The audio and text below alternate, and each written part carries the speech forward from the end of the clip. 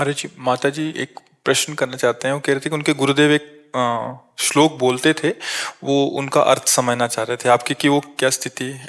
माता जी आप खुद ही पूछ लीजिए माता जी। श्री हेतु हरिवंश। जय गुरुदेव, प्रणाम। वो दृष्टि गुरुदेव ये बताते थे, उस समय मेरे को कुछ समझ में नहीं आता था। 20-22 साल मैं बनारस में गुरु कविराज जी के वहीं रहते थे, गोपीनाथ कविराज जी। तो दृष्टि स्थिरा बिना दृश्यम, प्राण स्थिरा बिना यमम, वृत्ति स्थिरा बिना लम्ब, ध्रुवे ब्रह्मास्मि सर्वथा। बहुत बार तो सुने, पर इसको उस ये ब्रह्मबोध संपन्न महापुरुष की स्थिति होती है कि जैसे हम किसी बिंदु पर जब दृष्टि करते हैं तो स्थिर दिखाई देती ना, वो बिना बिंदु के, बिना किसी लक्ष्य के उसकी दृष्टि स्थिर है। वो परमात्मा प्राप्त जो महापुरुष होते हैं उसके लक्षण है। प्राणायाम के द्वारा हम प्राणों को सूक्ष्म करते हैं, संशोधन करते हैं, लेकिन बिना प्राणायाम के जिसकी प्राणवायु सूक्ष्म है, हमारी चित्तवृत्ति किसी न किसी लक्ष्य को पकड़ती है अंदर से, रागात्मक या द्वेषात्मक, तभी चिंतन होता है। जो भगवत प्राप्त महापुरुष, ब्रह्मबोध संपन्न महापुरुष है, वो बिना किसी लक्ष्य के चित्तवृत्ति शांत है, कोई चिंतन नहीं, स्थूल सूक्ष्म कारण किसी का चिंतन नहीं। तो ये ब्रह्म प्राप्त महापुरुष के लक्षण। तो हम लोगों के लिए तो मतलब तो हम क्या करें कि जो मार्ग बताया गुरुजन उस पे चले, और नहीं तो भरोसा ले लेगा ऐसे गुरु का। जो ऐसी स्थिति को प्राप्त गुरु हैं उनका भरोसा ले लें, और हर समय जैसे आप संन्यास में हो तो गुरु प्रदत्त जो मंत्र है निरंतर उसको पहले चित्तवृत्ति मिला। देखो एक बात समझना होगा, ये आखिरी स्थिति है जो श्लोक है ना। अब हम क्या करें, पहले हम लक्ष्य में दृष्टि डालें। ये तो चिंतन से अतीत स्थिति है, और हम अभी जागतिक चिंतन में फंसे हैं। देह आत्मभाव, देहात्म भाव, ये हमारी दुर्गति का कारण है। तो अब हम क्या करें, पहले सत चिंतन के द्वारा असत चिंतन का त्याग करें। जैसे कांटे से कांटा निकालते हैं, और फिर सत चिंतन का भी त्याग करके स्वरूप में स्थित हो गए। क्योंकि जितना चिंतन है वो करण से होता है, स्वरूप में नहीं। जैसे दीवाल घड़ी है, इसका सेल हटा दो तो सेकंड के सुई सेकंड में, मिनट की मिनट में, घंटा की घंटा में ठप हो जाएगी ना। तो दृष्टि ठप, प्राण, चित्तवृत्ति, सेकंड, मिनट, घंटा सब बिल्कुल रुक गई ना, सेल हट गया। सेल क्या है? त्रिगुण माया, देहात्म भाव, अंतःकरण में ममत्व, अहम, यही हटना है। ज्ञान के द्वारा हटा दे, और चाहे भजन साधन भक्ति के द्वारा हटा दे, दोनों के द्वारा हटता है। भक्ति के द्वारा तन मन प्राण भगवान को समर्पित करके जब निरंतर भजन करते हैं तो संसार का विस्मरण, भगवत स्मरण, तो तस्मित जने भेदा भावत, भगवान और भगवान के जन में अभेद स्थिति हो जाती। जानत तुम्हें हो जाए तो वो वहां पहुंच गया। या इन तीनों का त्याग करके, स्थूल सूक्ष्म कारण, तीनों जगत, तीनों शरीरों के चिंतन का त्याग करके अपने से अपने में स्थित स्वरूप में, अब वो ज्ञान के लिए बड़ा कठिन मार्ग है नहीं? लोक परलोक के समस्त भोगों से वैराग्य, और सत असत का ठीक निर्णय करने वाला विवेक, और इंद्रिय निग्रह, सम दम मनोनिग्रह, और तितिक्षा, घोर सहनशील, उपरति, समस्त भोगों के प्रति आस्तित्व ही खत्म। वैराग्य तो पहले ही हो चुका, और उपरति में आस्तित्व ही खत्म, और चित्त का समाधान, और घोर मुमुक्षता। तब जाके स्थिति में हमारा प्रवेश होता है कि बिना लक्ष्य के दृष्टि,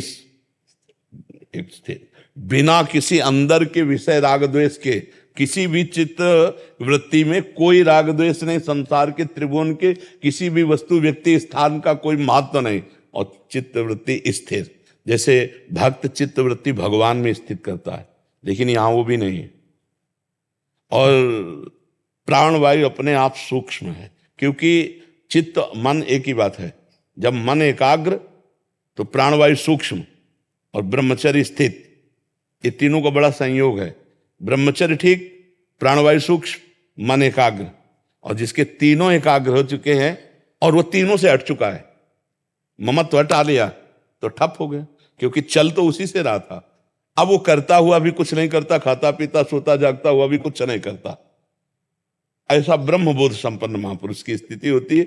वो स्थिति में पहुंचे बिना बातों से उस स्थिति को जाना नहीं जा सकता, क्योंकि वो अनिर्वचनीय स्थिति होती है। तो ये जो श्लोक है ये अनिर्वचनीय स्थिति का है। यही पूज्यपाद श्री उड़िया बाबा जी की भी स्थिति थी। जो उड़िया बाबा पूज्यपाद उनकी भी यही ज्ञान की ब्रह्मबोध स्थिति थी, ब्रह्मबोध संपन्न महापुरुष थे। अच्युत मुनि ने पहली बार ही जो देखा, गंगा स्नान करके बाबा किनारे से आ रहे थे, अपने शिष्यों से कहा दौड़ो, ब्रह्मबोध संपन्न महापुरुष पधार रहे हैं।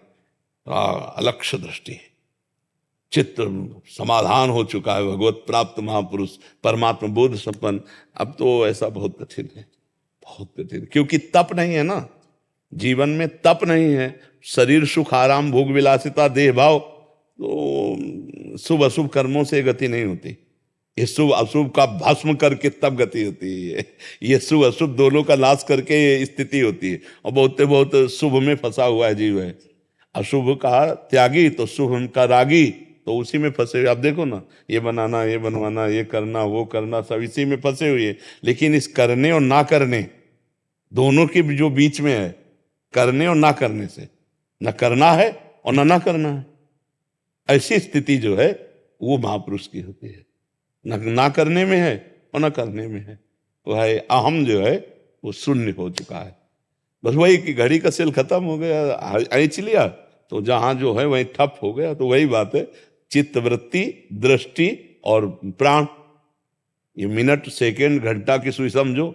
अब अहम हट गया तो सबका परम प्रकाशक जो अहम अपने स्वरूप में स्थित है, अब वो त्रिगुण के चक्र के द्वारा जो हो रहा है उसका कर्ता बचा ही नहीं। वो अलक्ष्य, एक ब्रह्म दृष्टि, एक ब्रह्म स्थिति। और ब्रह्म प्राप्त महापुरुष का शरीर भी ब्रह्ममय हो जाता है, सब कुछ ब्रह्म, सर्वम खल्विदम ब्रह्म ना, तो पूर्ण ब्रह्म ही हो जाता है। ऐसे बहुत से महापुरुषों के दर्शन गंगा किनारे हुए, जब भ्रमण करते थे ना, तो बहुत से, स्वामी अनंग बोधाश्रम जी दिगंबर रहते थे, करपात्री जी जाकर साष्टांग दंडवत करते थे, ऐसे वो महापुरुष थे। स्वामी मग्नानंद सरस्वती जी, स्वामी परमानंद जी, स्वामी सत्संगानंद जी, बड़े बड़े महापुरुषों का गंगा किनारे जैसे बचपन से रहे ना, तो सिद्ध महापुरुषों का दुलार मिलता रहा, उनके दर्शन, उनकी कृपा। नहीं, ये जो आप प्रश्न लिख के लाए हो ना, इसका उत्तर वृंदावन में नहीं हो सकता, कहीं नहीं मिला आज तक। 22-24 साल से मैं घूम रहा हूँ। गुरुदेव जब से शरीर से गया, महामहोपाध्याय पंडित गोपीनाथ कविराज जी, बनारस के तो स्पेशल विश्वनाथ माना जाता, जी जी, ज्ञानगंज तिब्बत की धारा हमारी, जी जी, तो जो भी 24 साल से घूम ही रहा हूँ, पर ये तो आज जो मिला तो परम। हाँ, मतलब हम वो विद्वता का नहीं, महापुरुषों के पास बैठे हैं ना, तो ये जो वृत्ति है ला, इस वृत्ति से परिचय है, इसलिए उसकी चर्चा।